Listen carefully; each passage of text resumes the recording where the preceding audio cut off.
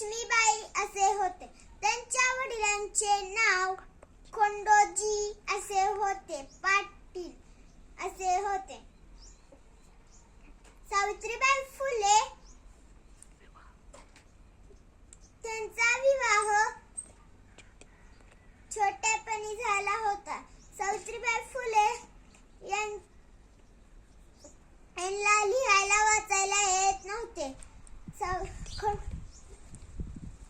ज्योतिबा फुले यांनी त्यांना लिहायला वाचायला शिकवले होते. पुढे जाऊन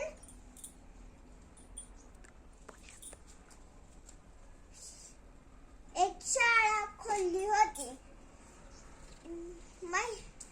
सावित्रीबाई फुले यांनी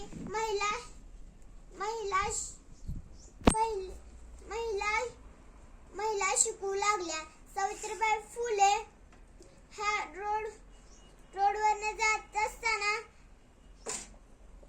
माणसं त्यांच्यावर चिखलाचे गोळे, शेण